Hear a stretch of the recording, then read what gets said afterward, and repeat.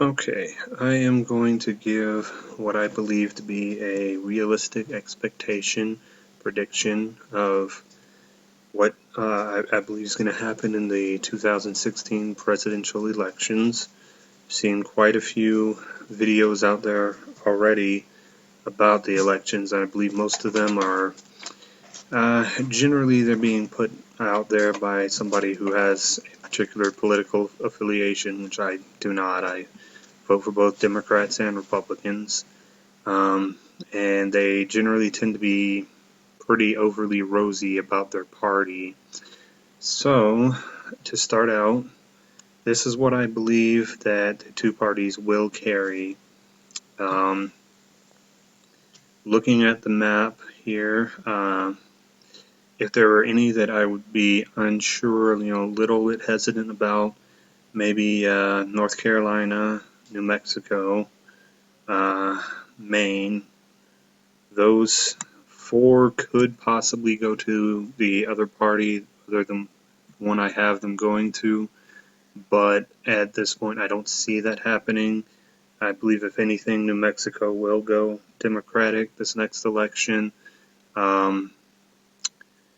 Maine more than likely. North Carolina, I believe, more than likely will be Republican this next election. They've been trending Republican, and it's typically a fairly conservative state. So, um, also another one that you might want to keep your eye on. I think it might end up being closer than it has traditionally been. Is Maryland.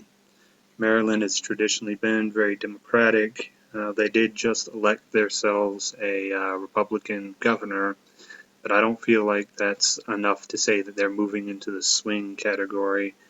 If they were to elect a Republican senator, I might be able to, believe that they were moving more towards being a swing state. But at the moment, I still believe that they're solidly Democrat. I just feel like it's going to be a little closer there than it's been in years past.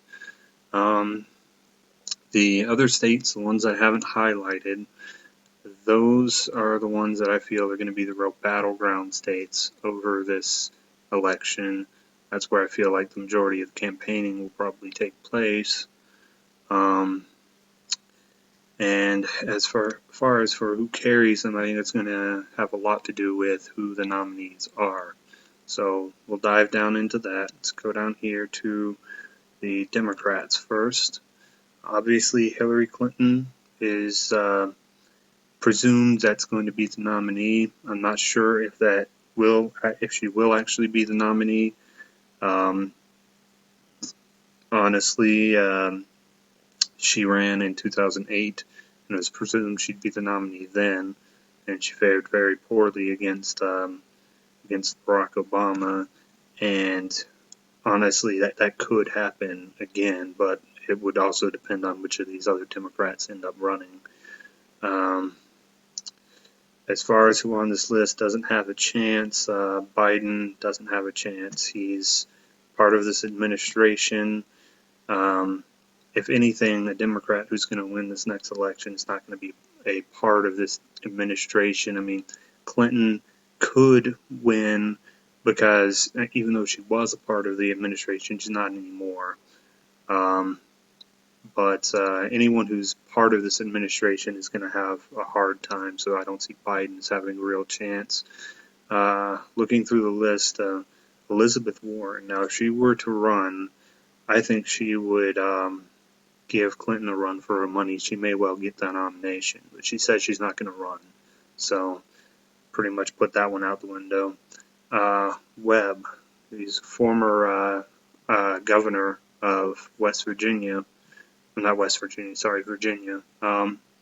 He would have a good shot, I think, at taking the nomination, but he would have to rely on taking a lot of those southern states where Clinton probably wouldn't fare as well. And I just don't know if he's really got enough support, at least at this present time, to say that I think he'd be the nominee. So I'm going to put Clinton here as the nominee because She's the one with the most support, the one that looks like she's going to be the nominee. So you go to the Republicans, obviously a bigger list here. So we'll go through who has a shot here and who doesn't really have a shot. Looking at who has the best shot, I suppose you would say Bush. Unfortunately, I mean, I don't particularly want to see another Bush in the White House myself, but Bush has a really good shot. Rubio, Senator Marco Rubio from Florida, he has a good shot, and Scott Walker, and those are the three who have the best shot at taking the nomination.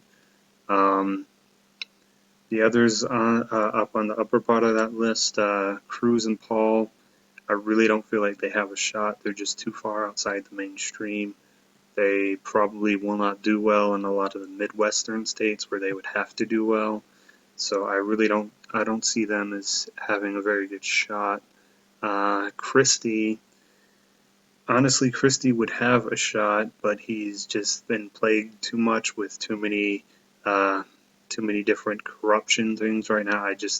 At this present time, I can't see him as having a very legitimate shot at taking the nomination. On the lower list, the only two that I see that really have a legitimate shot at taking the nomination are Huckabee and Santorum. One of them would have to drop out for the other one to be able to actually take the nomination, because they're going to be relying on the Deep South, on all of those southern states, and basically your Bible Belt. And if they're dividing the votes between them, they're not gonna be able to take the nomination.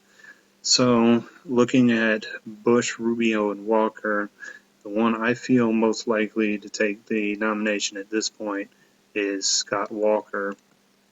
Rubio could potentially take it. I seriously, I don't think it's going to be Bush. I don't think that the voters are ready for another Bush right now. So, if we look at the map between these two, where I would go to, at least for this, is back to the latest election.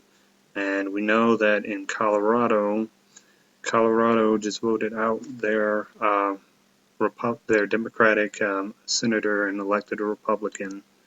They've got another Democratic senator who will be up for election this time. I think he's actually going to be in hot water. He's going to have a difficult time. Now, they did vote back in their Democratic governor, but I tend to look at what they're thinking on the national level. Because obviously the governor does not represent their interests to the nation. He just represents their interests locally to the state.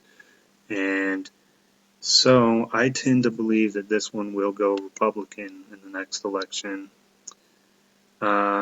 Moving on, another one that just voted in a Republican for their senator. One of the first, I believe, the first woman to be voted in that state, which says a lot. I believe Iowa also will be Republican in the next election. And so we start getting into all of these other states here. Obviously, Florida is going to be a big prize.